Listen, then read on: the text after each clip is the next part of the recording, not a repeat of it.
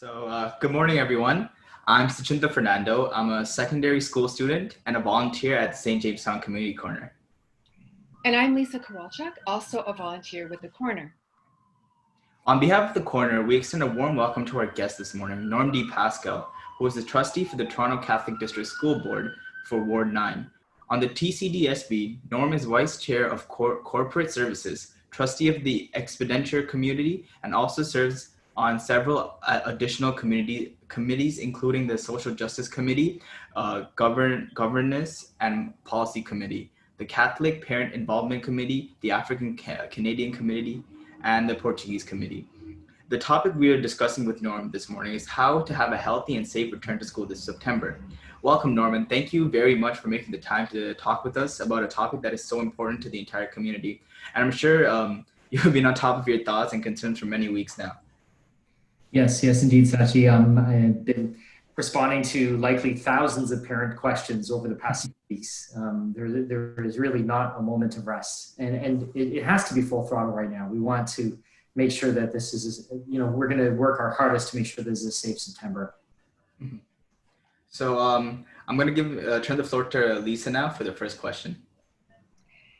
Well, I want to reiterate again our thanks, Norm, for being with us this morning. And we want to remind viewers that you serve on the Toronto Catholic District School Board. And so our questions for you are geared to the situation of the Catholic schools in and near St. Jamestown.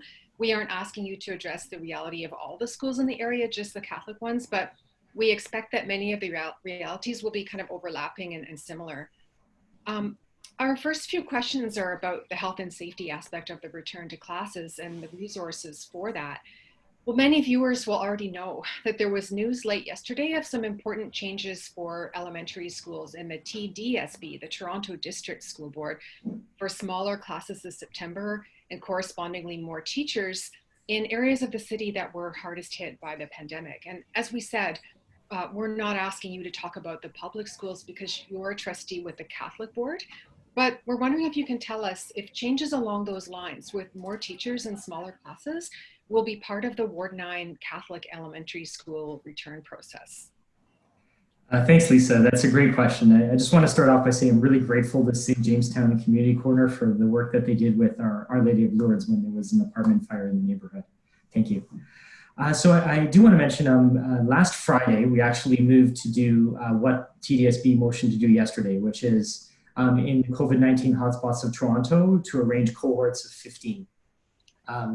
This was really important. We have to protect our most vulnerable communities. If you look at the COVID-19 map, it actually kind of lines up with our most underprivileged communities in the city. So I really think this helps with equity and really helps to prevent another outbreak. Toronto Centre, it is a bit of a hotter spot if you look at a map of the whole city. So there is a possibility that schools like Our Lady of Lourdes will end up getting smaller cohorts. I see. So smaller cohorts, is that the same as smaller class sizes, or it's Thank you. That's an important clarification. So yeah, I'm referring to cohorts of 15, which is what we really view as a safe class size, and what Toronto Public Health and the Sick Kids reports view as a safe class size. That's really good news, and I presume that there are more teachers and more space have been found to make that manageable. A blessing in our Ward 9 schools is that all of them have significant space, extra space, in order to spread out. It's just really the need was funding of teachers. It would be great if the Ministry of Education would fund enough teachers for us to do cohorts of 15 all across our school system, and we continue to advocate for that. I see. So Ward 9, because it has been a little bit harder hit, like Toronto Centre, that's why the smaller cohorts have been arranged? Yes, it's not completely confirmed where. Toronto Public Health is kind of looking at their modeling for what they're viewing as COVID-19 hotspots, and there's some final decisions coming, but I did notice on the TDSB map that some Toronto Centre schools were included, so I think there's a reasonable likelihood to see that in Toronto Centre. Oh, that's good news. Well, secondly, we understand that the Catholic schools in Ward 9, well, probably all the Catholic schools are going to have a staggered return, which means they're starting up their class.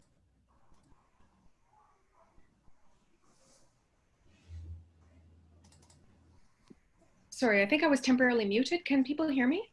Can hear you. Yeah, now you're back. Okay, great. Yeah, so we know that there's going to be a staggered return, so students will start up their classes on different dates. Could you explain how that staggered return process helps the schools to manage a safer return? Yeah, so, yesterday at a meeting, and it could have been this morning actually, I asked the question point blank to staff, are we ready to return on September 8th? Are our schools ready to go?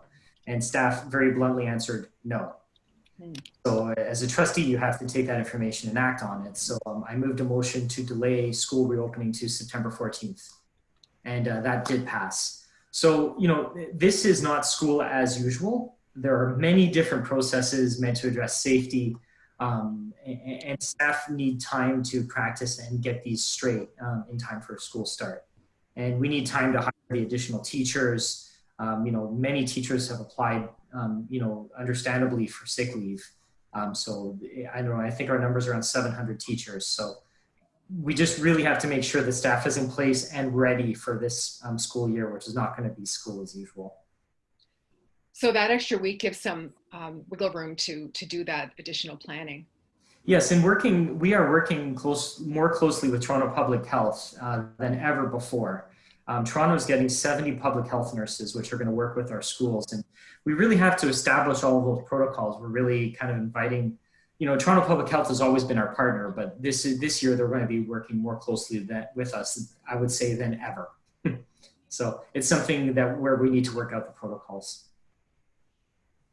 That's good, and thanks. And another sort of related question. Well, there's been a very broad array of concerns, as you well know, that are voiced by the school boards, by teachers and other education workers and parents on a very broad range of safety issues, including class size, and then there's air circulation and ventilation, and there's things like distancing on the school buses and the use of masks for the younger children and other things. And it seems like a common thread that runs through a lot of the concerns is that there really hasn't been sufficient funding for a safe return. So I'm wondering, if, in your view, is there sufficient funding in the Ward 9 Catholic schools for their ability to maximize health and safety when school resumes?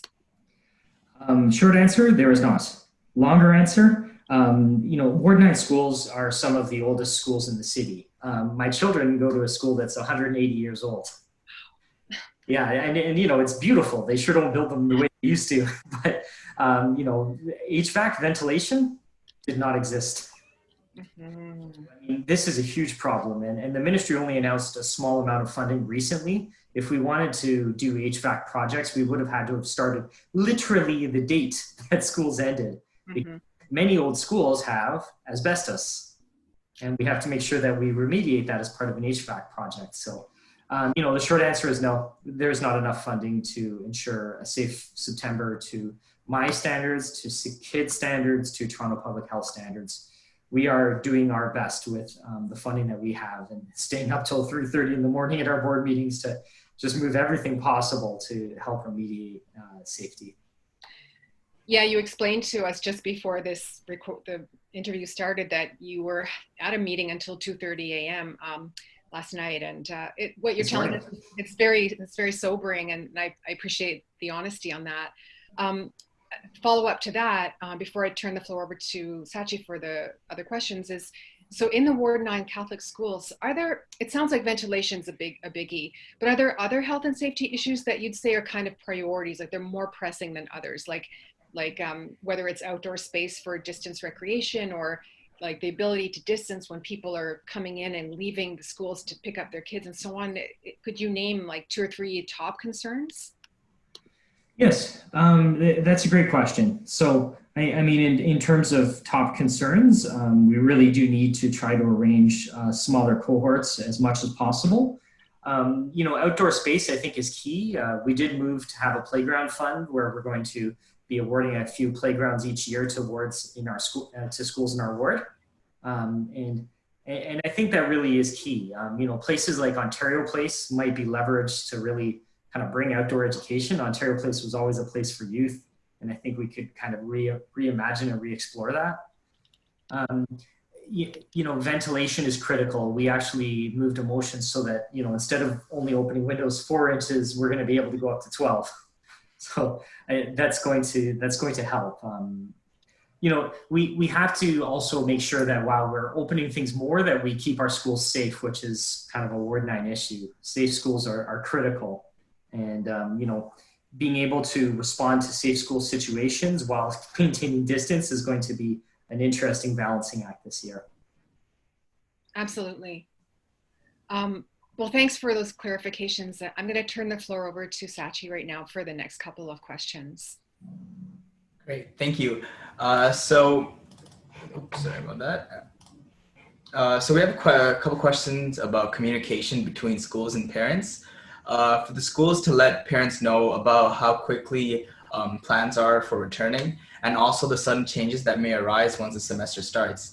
The Toronto Catholic District School Board reopening action plan mentions several communication methods that they have planned, considering that this ward in which English is not the first language for many parents. Is this a concern? And are there any special plans for letting those parents know what's going on?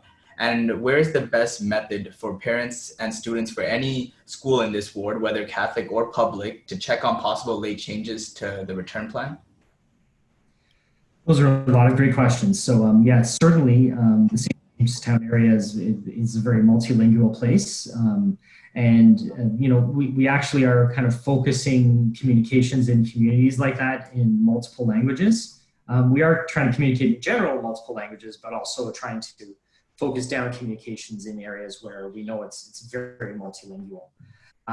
We have been communicating in that manner. After we released our first return to school action plan, I actually worked with the Ontario Association of Parents in Catholic Education to arrange a town hall. We had 800 parents there. And I was answering questions live and also answering questions that were popping up in the chat. So we also have, I have a Facebook page for myself, and there's also one called TCDSB Parents, where I'm probably answering a question every 30 seconds or so. I'm also very active on Twitter. My handle is Norm's World there. And we are arranging a virtual town hall that's on August 26th for all parents. And we've also motioned that each school does a local town hall with parents, the Catholic School Parent Committee and the larger committee, so that we can collaborate together on return to school plans in a local manner and get feedback from parents and implement that as we go. That's awesome. Thank you.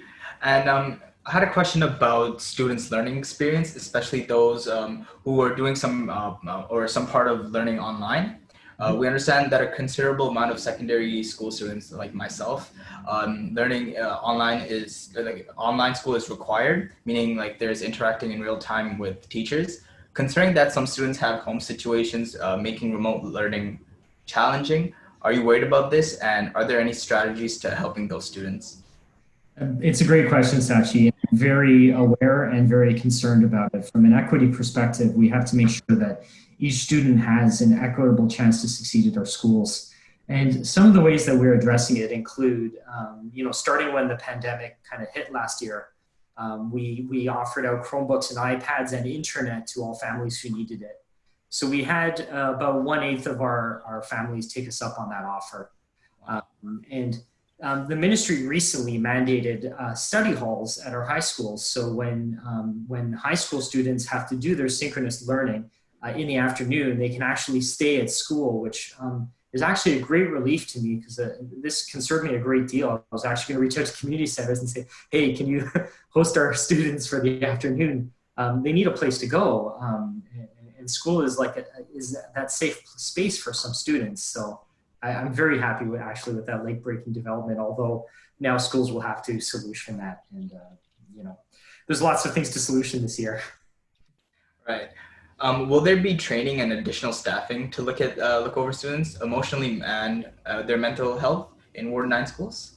Yeah, so the ministry actually gave us some extra funding for mental health resources, and we've actually hired on extra staff. They'll both be available for in-class students as well as remote students. And with the Catholic Board, we have an additional partner, and that is the church. So we will be bringing in our priests to talk to students and kind of just strengthen their connection to faith. Faith is something that we can lean on when we're going through hard times, and we are certainly going to leverage that. That's great. Thank you so much. Lisa, I believe you have a couple additional questions for Norm?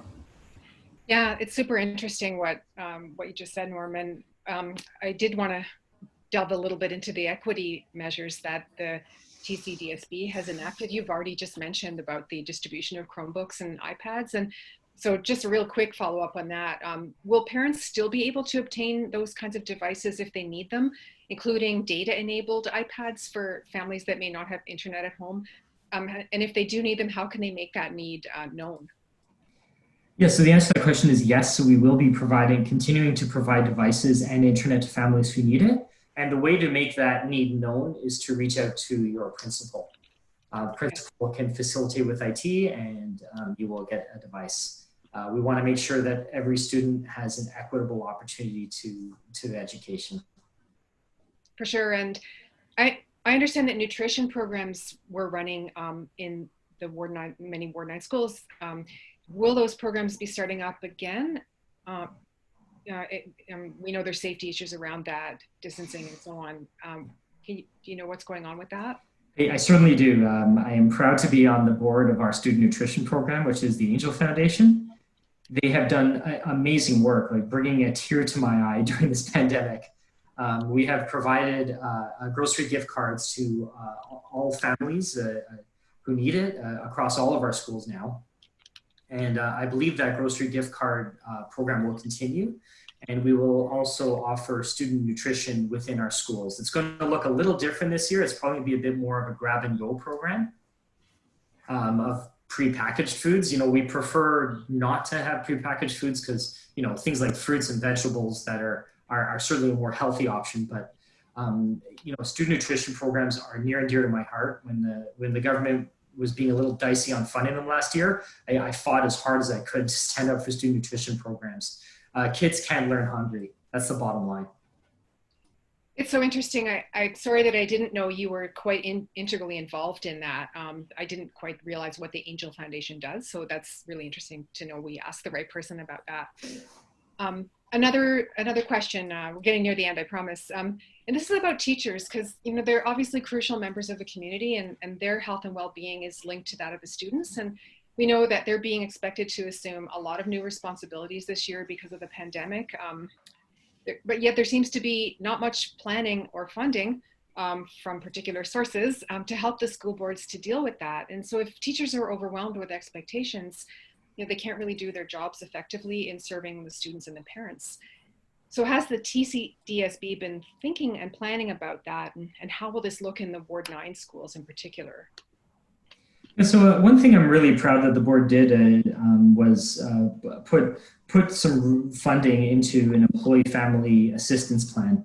So this gives our staff unlimited access to counseling and supports, and staff have been using it, and we've actually noticed a decrease in long-term leaves and short-term leaves as a result. You know, this is an unprecedented year for our teachers, and they're going to be asked to do many things that they've never done before, and we need to be there to support them. Teachers have my ear at all times. They reach out to me regularly on Facebook and Twitter. When they have questions, I make sure to ask them at the board. When they have concerns, I make sure to address them at the board.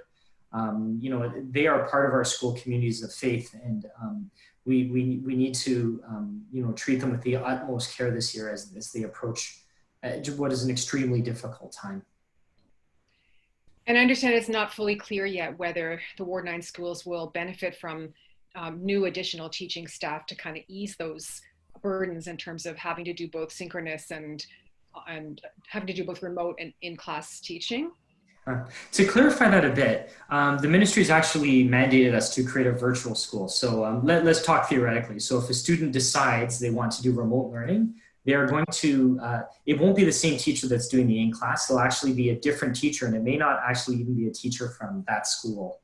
So, you know, I don't believe it's fair to ask teachers to stream their class, let's say, to remote learners and then try to pay attention to both cohorts. You know, I want to give teachers, you know, we must give teachers job duties that they're actually capable of carrying out. I see. That makes sense. Thank you. Thank you.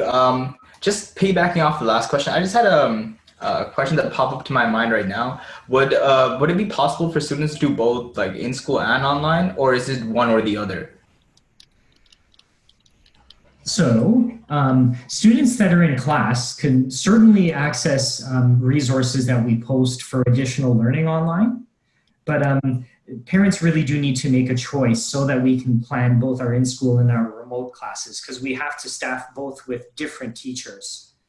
You know, the in-class, it's my hope that classes will leave a bit of space to allow students that go from virtual, you know, who want to transition from virtual to in-class to come back. Students that are in class that want to transition over to the virtual school can do that pretty well anytime. That's a very easy transition, but going from virtual back to in-class, it's much more challenging due to space in each class. Right. Thank you. Is there any other information that you would like to share that our questions didn't cover?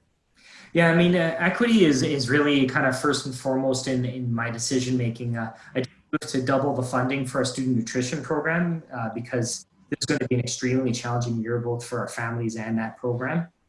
I did move to that staff supplying masks to all students. And I actually moved last night that due to the fact that we have to close our water fountains, we're asking students to bring in a reusable water bottle. So I motioned last night to look into providing reusable water bottles to all of our students. So as we're asking our students to do new things, we have to make sure that it's done in an equitable manner and that every student has the same access to opportunity. That's awesome. Yeah, thanks, Sachi.